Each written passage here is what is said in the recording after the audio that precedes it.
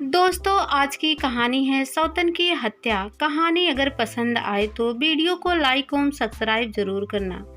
वह मनहूस दिन मुझे अभी भी याद है। रसोई घर का नल बहुत दिनों से टपक रहा था। उसकी मरम्मत के लिए मैंने बीरू को बुलाया और उसे रसोई घर में ले जाकर काम समझा दिया तथा रुकमा को देखरेख के लिए वहीं छोड़कर मैं अपनी आराम कुर्सी पर समाचार पत्र लेकर बैठ गई। सुबह की भीनी भीनी धूप में मुझे गर्माहट पहुंचाई और पहाड़ियों की ओर से बहने वाली बयार ने मुझे थपके देकर सुला दिया था। अचानक झटके से मेरी नींद खुल गई। ध्यान आया कि नल मरम्मत करने आया बीरू अभी तक काम पूरा करके पैसा मांगने नहीं आया था। हाथ में बंधी घड़ी देखी तो उसके आए पूरे 1 घंटे हो चुका था। इतने लंबे समय तक चलने वाला काम तो नहीं था। फिर मैंने रुकमा को कई बार आवाज दी पर उत्तर ना पाकर कुछ विचित्र सा लगा, क्योंकि वह मेरी एक आवाज सुनते ही सामने आकर खड़ी हो जाती थी। मजबूर होकर मैं खुद अंदर पता लगाने गई। रसोई घर का दृश्य देखकर मैं चौंक गई। गैस के ऊपर दूध उफन कर बह गया था, जिसके कारण लौ बुझ गई थी और गैस की दुर्गंध वहां भरी हुई थी। बीरू और रुकमा अपने में खोए खोए रसोई घर में बने रैक के सहारे खड़े होकर एक दूसरे को देख रहे थे। सहसा मुझे प्रवेश करते देख दोनों अचकचा गए। मैंने क्रोधित होकर दोनों को बाहर निकालने का आदेश दिया। नाक पर कपड़ा रखकर पहले बर्नर का बटन बंद किया, फिर मरम्मत किए हुए नल की टोटी की जांच की और बाहर आ गई। बीरू को पैसे देकर जाने को कहा और रुकमा को चाय नाश्ता लाने का आदेश देकर मैं फिर आराम कुर्सी पर आ बैठी। वातावरण में वही शांति थी, लेकिन रसोई घर में देखा दृश्य मेरे दिलो दिमाग पर अंकित हो गया था। रुकमा चाय की ट्रे सामने तिपाही पर रखने के लिए जैसे ही मेरे सामने झुकी तो मैंने नजरें उठाकर पहली बार उसे भरपूर नजर से देखा। मेरे सामने एक बेहद सुंदर युवती खड़ी थी। वह छोटी सी बच्ची जिसे मैं कुछ साल पहले लेकर आई थी, जिसे मैं जानती थी, वह कहीं खो गई थी। मेरा ध्यान ही नहीं गया था कि उसमें इतना बदलाव आ गया था।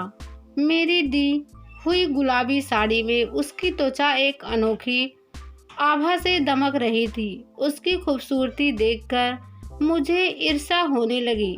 मैंने चाय का घूंट जैसे ही भरा, मुंह कड़वा हो गया। वह चीनी डालना भूल गई थी। वह चाय रखने के बाद हमेशा की तरह मेरे पास ना बैठकर अंदर जा ही रही थी कि मैंने रोक लिया और कहा, रुकमा, यह क्या? चाय बिल्कुल फीकी है। और मेरा नाश्ता? बिना कुछ कहे वह अंदर गई और चीनी का बर्तन लाकर मेरे हाथ में थमा दिया। मैं फिर टोका, रुकमा, नाश्ता भी लाओ। कितनी देर हो गई है? भूल गई कि मैं खाली पेट चाय नहीं पीती। वह फिर से अंदर गई और बिस्कुट का डब्बा उठा लाई और मुझे पकड़ा दिया। मैंने चिढ़कर कहा, रुकमा, मुझे बिस्कुट नहीं चाहिए। सवेरे नाश्ता में तुमने कुछ तो बनाया होगा, जाकर लाओ। वह अंदर चली गई। बहुत देर तक जब वह वापस नहीं लौटी तो मैं चाय वहीं छोड़कर उसे देखने अंदर गई कि आखिर वह बना क्या रही है। वह रसोई घर में जमीन पर बैठी धीरे धीरे सब्जी काट रही थी। उसका ध्यान कहीं और था। मेरे आने की आहट भी उसे सुनाई नहीं दी। कुछ ही घंटों में उसमें इतना अंतर आ गया था। पल भर के लिए चुप ना रहने वाली रुकमा ने अचानक चुप्पी साध ली थी। रोज मैं उसे अधिक बोलने के लिए लताड़ लगाती थी, पर आज मुझे उसका चुप रहना बुरी तरह अखर रहा था।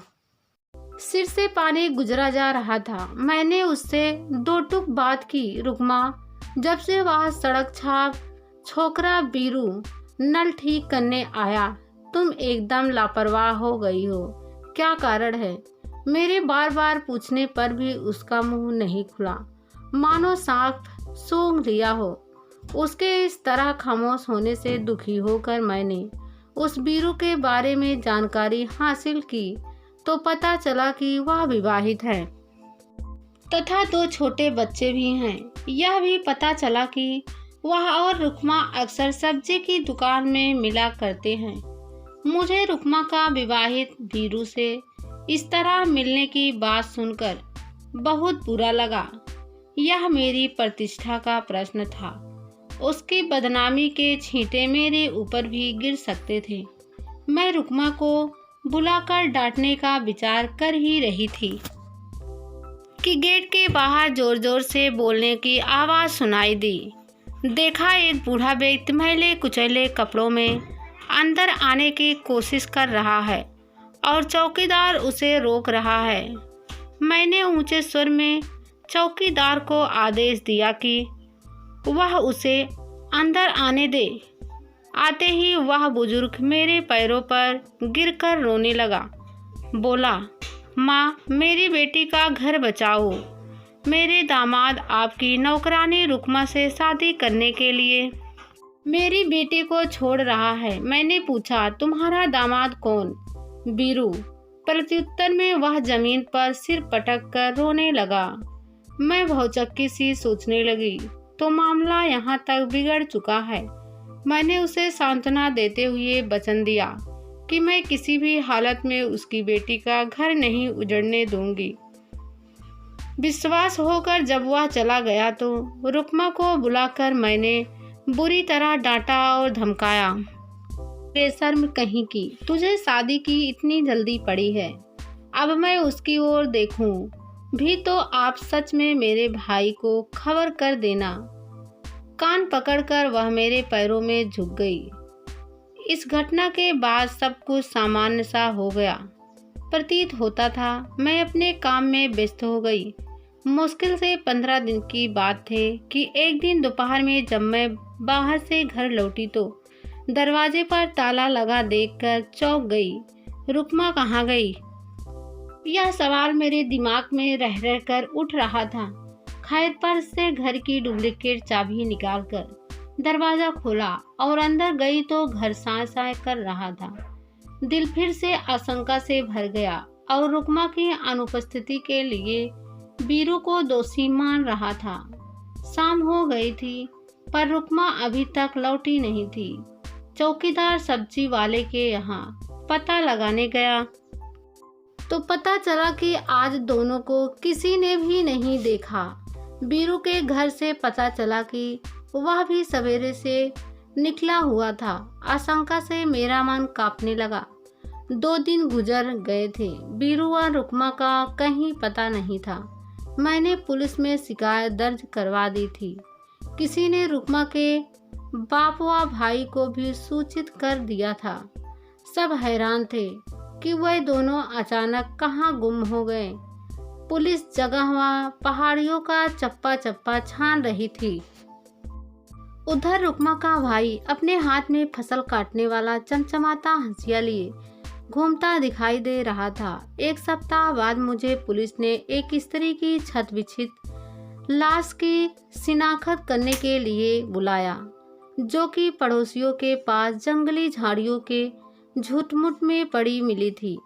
लाश के ऊपर की नीली साड़ी मैं तुरंत पहचान गई, जो कि रुक्मा ने मेरे घर से जाते समय चुरा ली थी। मुझे लाश पहचानने में तनिक भी समय नहीं लगा कि वह रुक्मा ही थी। रुक्मा का मृत शरीर मिल गया पर बीरू का कहीं पता नहीं था और उसका भाई अब भी हंसिया लिए घूम रहा था।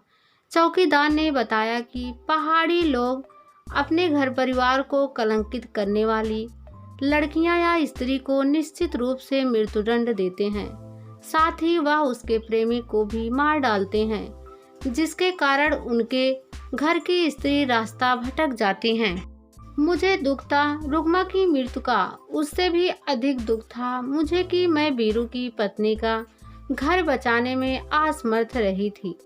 मैं बार बार यही सोचती थी कि आखिर बीरू गया कहाँ। मैं इसी उधेड़ बुन में एक शाम रसोई घर में काम कर रही थी कि पिछवाड़े किसी के चलने की पदचाप सुनाई दी।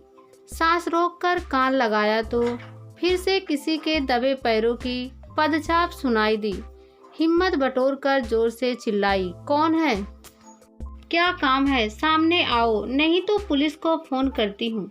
रसोई घर के पिछवाड़े की ओर खुलने वाली खिड़की के सामने जो चेहरा नजर आया उसे देखकर मेरे मुंह से मारे खुशी के आवाज निकल गई। तुम जीवित हो?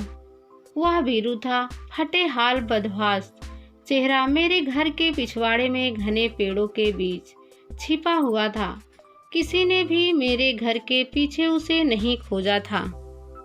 मुझे आश्चर्य हुआ कि मेरे चौकीदार की चौकनी आंखों से वह कैसे बचा रहा। मुझे भी उस पर बहुत गुस्सा आ रहा था। उसने नल ठीक करने के साथ रुकमा को बिगाड़ दिया था। मन करने लगा कि लगाऊं उसे 2 से 4 थप्पड़, पर उसकी हालत देखकर मैंने क्रोध पर काबू पाना ही उचित समझा। पिछवाड़े का दरवाजा खोलकर उसे रात के घुप अंधेरे में चुपचाप अंदर बुला लिया, क्योंकि मुझे उसकी पत्नी माँ बच्चों को उनका सहारा लौटाना था। मैंने उसे खाने को दिया और वह उस पर टूट पड़ा। उसका खाना देखकर लगा कि भूख भी क्या चीज है। वीरू के खाना खा लेने के बाद मैंने उससे कहा, तुमने यह बहुत घिनौना काम किया है कि विवाहित होकर भी एक कुंवारी लड़की को अपने जाल में फंसाया। तुम्हारे कारण ही उसकी हत्या हुई है।